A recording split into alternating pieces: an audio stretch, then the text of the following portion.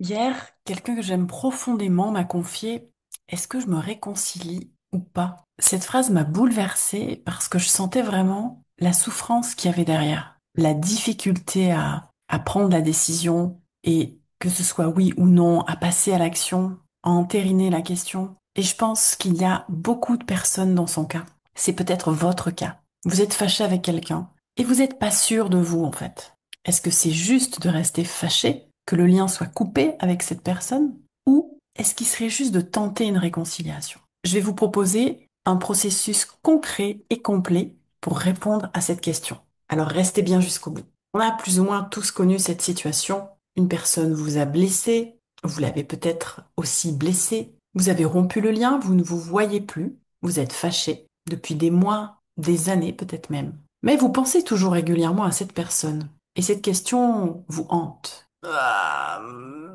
Est-ce que je dois me réconcilier ou pas? Est-ce que je dois pardonner ou pas? Alors aujourd'hui, je vais pas vous dire il faut pardonner ou il ne faut pas pardonner. Je suis pas là pour directement vous parler du pardon et de son éventuelle importance, mais pour vous embarquer dans un vrai processus intérieur de prise de décision. Car il n'y a rien de pire que d'être dans un flou, dans un entre-deux, dans des émotions qui, quelque part, nous rongent et nous font nous sentir pas bien. La première chose cruciale, importante, à prendre en considération, ce sont vos croyances. Les croyances, elles passent par des voix internes qui vous disent il faut pardonner. Ou au contraire, quand tu prends une décision, il ne faut jamais revenir en arrière. Dans ce cas-là, vous allez être tenté ou de pardonner obligatoirement ou de ne jamais pardonner obligatoirement. Mais avec ça, vous ne pourrez pas vous approcher du juste et de faire ce qui est vraiment bon pour vous. Ces croyances extrêmes, ce sont vos pires ennemis, parce que votre psyché va tout faire pour les valider, pour les justifier, et elle vous empêche de ressentir vraiment profondément ce que votre être de manière globale sent dans cette situation. J'ai vu des personnes pardonner, plutôt par principe religieux, en tout cas spirituel, sans y être complètement prêtes, et du coup se rétablir dans des liens vaseux où la situation, la relation, elle est finalement brisée et ça n'a pas vraiment de sens.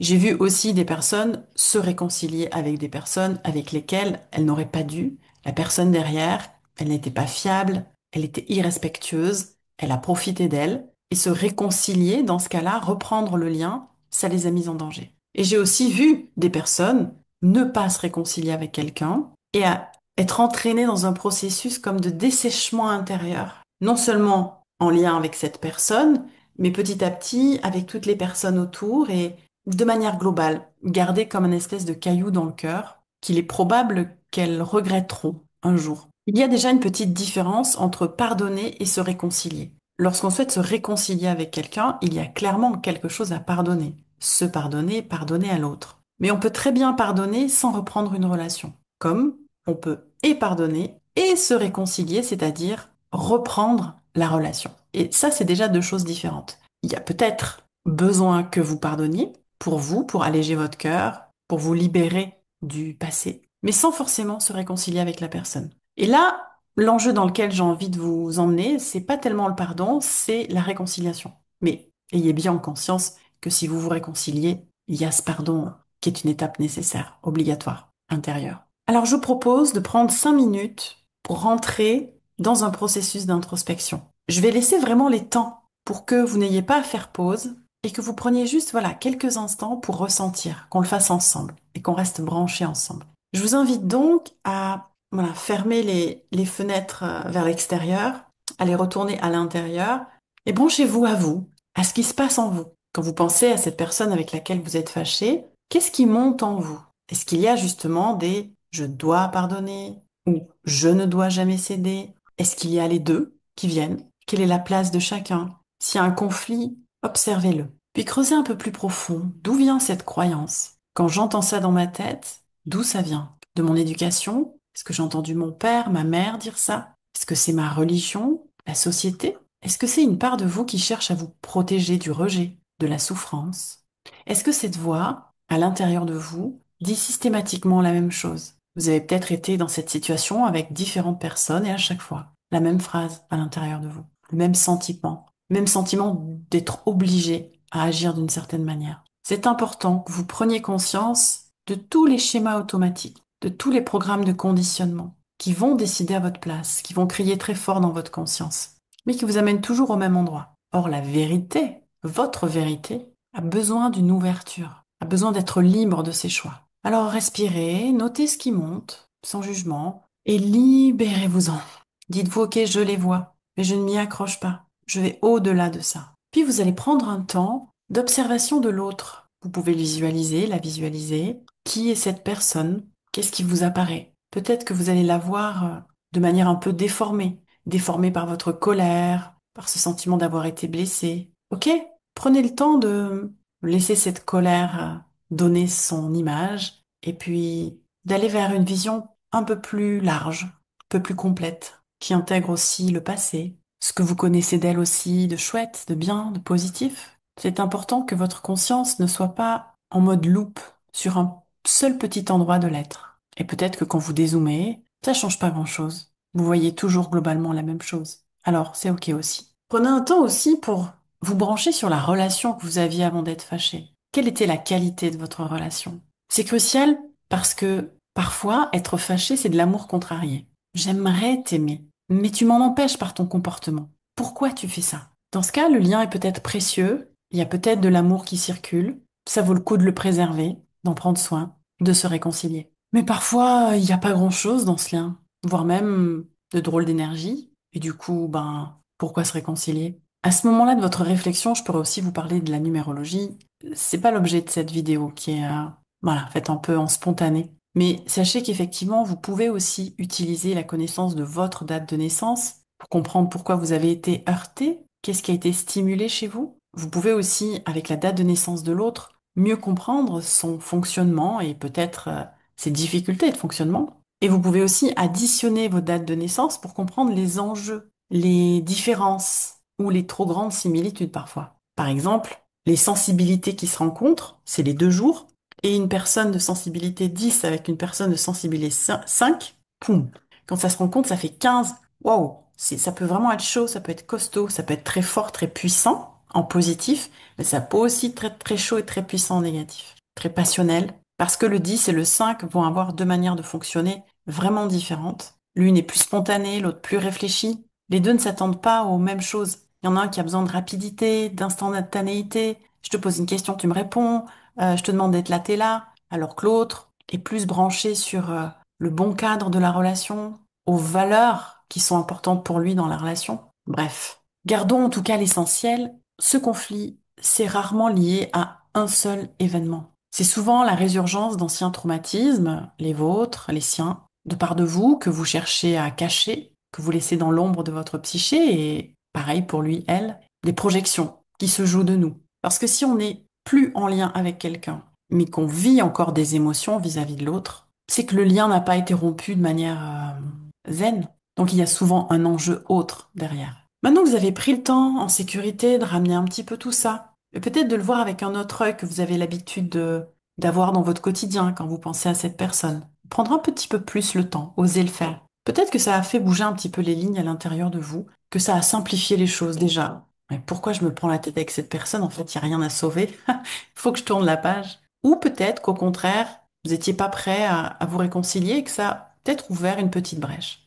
Donc maintenant, il faut en avoir le cœur net. Il faut trancher. Et comment trancher? Grâce au ressenti. Pour utiliser vos perceptions, prenez d'abord un temps pour vous recentrer. Respirez, vous aligner, vous brancher avec toutes les dimensions de votre être, votre moi, votre âme, votre soi.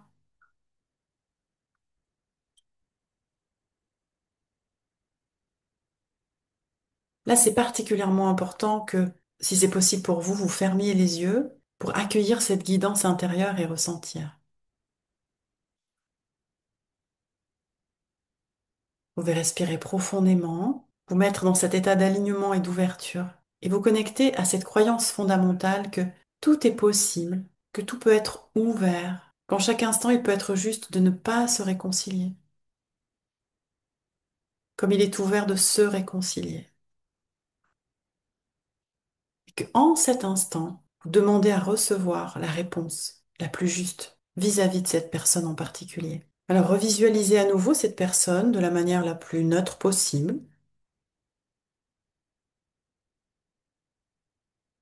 avec tout son passé, son potentiel, sans rien gommer, ni du négatif, ni du positif, sans les amplifier non plus, juste une vision saine, un peu à distance. Et maintenant, explorez. Dans un premier temps, branchez-vous sur et si je me réconcilie, qu'est-ce qui se passe? Ressentez, peut-être que vous allez avoir des images de liens qui se refont avec la personne, de rapprochement. Peut-être que vous allez entendre, vous entendre parler, lui parler. Prêtez surtout attention à ce qui se passe dans votre corps. Si je me réconcilie avec cette personne, qu'est-ce qui se passe dans mon corps?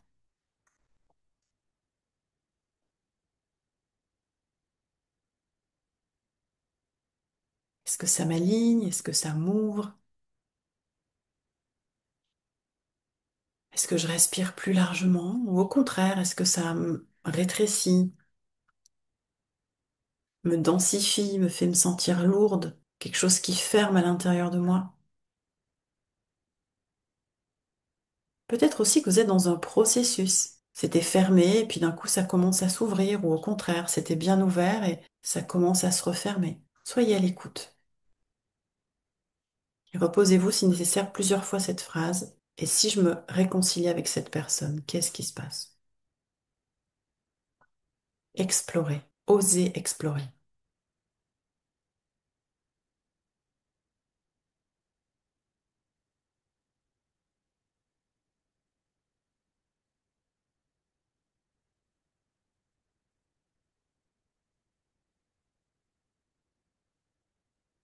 Puis maintenant, penchez-vous sur la deuxième possibilité. Et si je ne me réconcilie pas avec cette personne, que je ne reprends pas le lien, qu'est-ce qui se passe? Prenez le temps du même processus interne. Des images peuvent vous venir, des sons, peut-être des mots, et surtout votre corps. Que se passe-t-il? Sentez-vous une respiration qui s'intensifie, quelque chose qui s'ouvre dans votre dos, votre gorge qui est bien ouverte, votre ventre qui est chaud et souple ou au contraire un ventre qui se crispe, une gorge qui se tend, une forme de recroquevillement ou toute sensation désagréable et négative.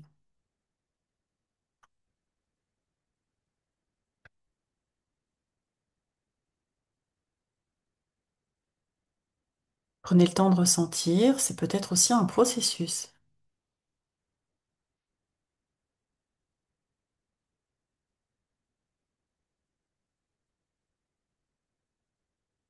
Puis maintenant, ressortez et comparez vos deux ressentis. Si vous avez été dans un processus, soyez plutôt attentif à la fin du processus. Comment vous sentiez-vous à la fin?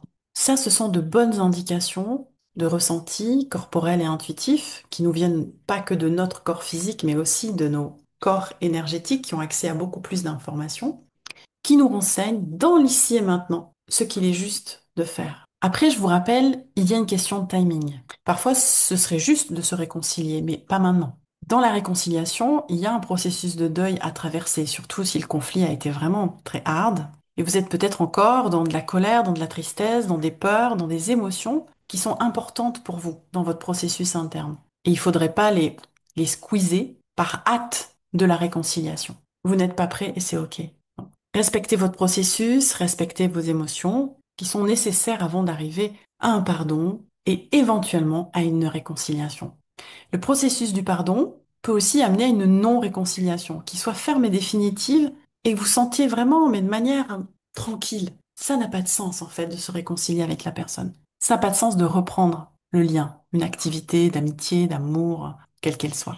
Eh bien alors, je suis curieuse. Qu'est-ce que ça a donné pour vous? Est-ce que ce processus vous a permis de clarifier? Ça, c'est important. Le pire est de rester le cul entre deux chaises. Si là maintenant, dans l'ici et maintenant, vous avez déjà une réponse, profitez de cette évidence.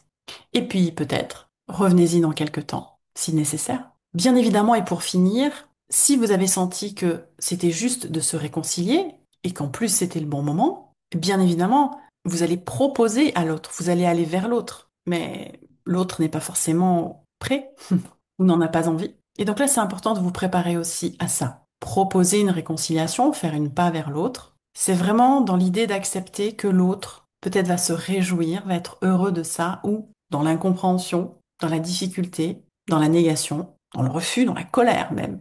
C'est pas grave parce que ce pas-là, vous le faites parce qu'il est juste. Et c'est ça qui compte. Le reste appartient à l'autre. Vous n'êtes responsable que de 50% de la relation. Et si vous décidez d'arrêter de vous poser cette question, de vous réconcilier, eh bien super. Ça devrait apaiser votre cœur. Au moins en vous disant, pour l'instant, je ne suis pas prêt. C'est pas OK pour moi. Donc j'arrête de me faire violence. Alors si vous connaissez une personne qui est dans ce processus de doute, dans un conflit, avec son père, sa mère, sa sœur, son frère, une très bonne amie, un très bon ami, un ancien conjoint, ou que sais-je, envoyez-lui cette vidéo pour la soutenir et lui transmettre ce message. Fais ce qui est juste. Si tu cherches à être dans l'action juste, tu te positionnes à un endroit où c'est bon pour toi, c'est OK pour toi, dans la conscience de c'est OK aussi pour l'autre, pour les autres, pour le monde, la vie. Bref, l'attitude qui libère. Je vous quitte ici pour cette vidéo. Je vous souhaite le meilleur. Et n'oublie pas, si la vie tourne au gris, eh bien toi, deviens l'arc-en-ciel.